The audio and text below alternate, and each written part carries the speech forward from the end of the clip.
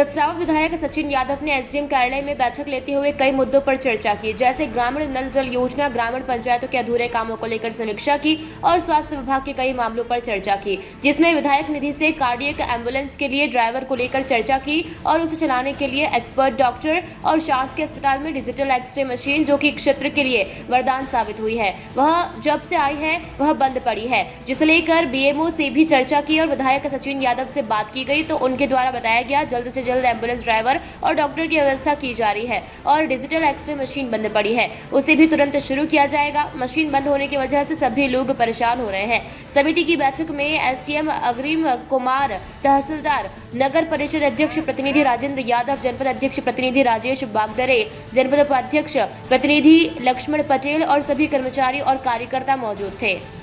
पदों के अभाव में हमारा पूरा कसरावद क्षेत्र जो है ये स्वास्थ्य का जो लाभ सरकार के द्वारा हमारे ग्रामीण लोगों को मिलना चाहिए, उसका लाभ संयुक्त प्रकार से नहीं मिल पा रहा है। और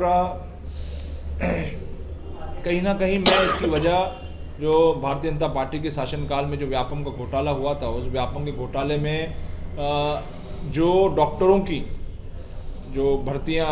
होनी चाहिए थे और उस व्यापम के घोटाले के कारण जो डॉक्टर हमारे मध्य प्रदेश में नहीं आ पा रहे हैं, उसकी नियुक्तियां नहीं हो पा रही, डॉक्टर बन नहीं पा रहे हैं, इसके ये एक प्रमुख कारण है। मैं लगभग 2013 से लगातार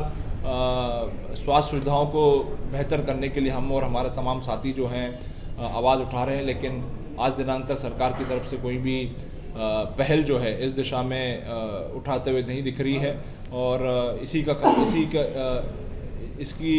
दुष्परिणाम जो है आज हमको देखने को मिल रहा है। शासन प्रशासन की योजनाओं का प्रचार प्रसार अत्यधिक रूप से मीडिया करता है और कसरावद नगर में देखा गया कि अधिकारी वर्ग और प्रशासन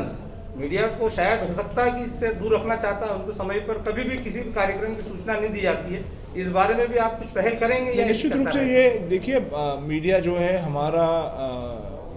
लोकतंत्र का चौथा स्तंभ है और हमारी जो जनप्रतिनिधि होते हैं, हम जो या शासन की जो भी योजनाएं होती हैं वो लोगों तक हमारी आवाज़ को, हमारे संदेश को लोगों तक पहुंचाने का काम जो हमारे मीडिया के साथी होते हैं। और निश्चित रूप से प्रशासनिक रूप से भी जो है ये जो प्रोटोकॉल है, प्रोटोकॉल में हमारे मीडिया के साथियों को समय समय पर जो बैठकें आयोजित होती हैं उसकी मीडिया की लोगों को उसकी जानकारी मिले, ऐसी व्यवस्था जो है निश्चित रूप से स्थापित होना चाहिए। डिजिटल एक्सरे मशीन दी गई थी लाखों रुपए की, वो बंद पड़ी है, जिससे गांव वाले महेश्वर, मंडलेश्वर, करई तक के लोग आते हैं, लेकिन वो बंद होने से लोगों को बहुत नुकसान हो रहा है। इसके लिए कुछ तो देखिए, ये जानकारी मेरे को अभी आज मीटिंग में हमको दी गई है कि चूँकि हमारी हमने जो एक नई डिजिटल एक्सरे मशीन यहाँ पर दी हुई है, वहाँ पर एक कोई जो शासन के नियम होते हैं, LED शीट उसको जो बोलते हैं, लेड शीट बोलते हैं, वो लेड शीट की हमने स्वीकृति आज हमने यहाँ पर प्रदान करी है और मैं समझता हूँ शीघ्र ही जो है उसकी व्यवस्था हो जाएगी और हमारी डिजिटल एक्सरे मशीन वापस जो है शुरू हो जाएगी। अधिकारी आपके साथ खड़े थे जब आपने एम्बुलेंस वगैरह दी थी, अचानक उनके व्यवहार में निरस्ता, ये इसी का नतीजा है कि आज एम्बुलेंस आपकी खून खा रही है, क्या कहेंगे? देखिए, मैंने पहले भी आपने जो सवाल किया था, मैंने आपके उस सवाल के जवाब में मेरे ख्याल से सारी चीज़ें आ गई हैं। वो जो व्यवस्था हमको स्थापित करनी है उस दिशा में हम लोग काम कर रहे हैं। बैठक की जिसमें रोगी कल्याण समिति को लेकर कुछ क्वेश्चन से उठे थे, तो उस बारे में बताइए क्या? आज बेसिकली रोगी कल्याण समिति की बैठक में 2-3 आवश्यक मुद्दे आए थे, जिस पे हमने कुछ निर्णय लिए और निर्देश दिए। सबसे पहला प्राथमिक पॉइंट जो आया था वो था कि हमारे कुछ PHC सेंटर्स हैं जहाँ पे हमारे स्टाफ उपलब्ध नहीं रहते हैं और लोगों को काफ़ी दिक्कत आती है। मुख्यतः डॉक्टर्स वहाँ नहीं उपलब्ध रहते हैं और मैक्सिमम लोग यहाँ CHC हॉस्पिटल में अटैच्ड हैं। तो इसके रेफरेंस में मैंने ये निर्देश दिए हैं कि हर हफ्ते कुछ डॉक्टर्स की एक रोटेशन में ड्यूटी लगेगी, जिसमें उनका OPD टाइम निर्धारित रहेगा और वहाँ पे जो हमारी लोकल कम्युनिटी है, लोग, उनको भी ये सूचना होगी कि आज डॉक्टर साहब उपस्थित रहेंगे। तो उससे 2 चीज़ें होंगी। एक, जो हमारा PHC सेंटर बना है काफ़ी 1 करोड़ 21 लाख रुपए की लागत से, जिसका इंफ्रास्ट्रक्चर अभी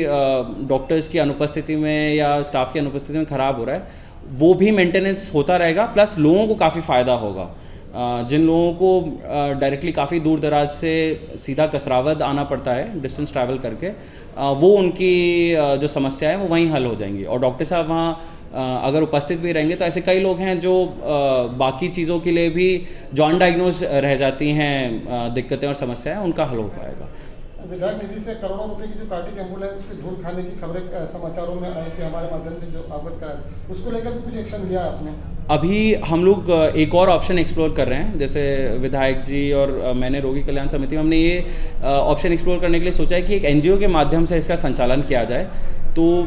वही लोग जो एनजीओ जिसको हम निर्धारित करेंगे, वही वाहन चालक as well as lab technician जो है उनकी नियुक्ति करें एंड वो ही इससे कर वसूली भी करें। तो ये अगर शासन के नियमानुसार है ये कार्रवाई और उनके हमारे रूल्स में कवर होता है, तो ये हम एक ऑप्शन एक्सप्लोर करने की अभी कोशिश कर रहे हैं। बाकी काफ़ी हमने एक बार इस पर पत्राचार भी किया है, तो हम इसका हल जल्दी से जल्दी निकालने की कोशिश कर रहे हैं। कसरावद तहसील से अबरार पठान की रिपोर्ट।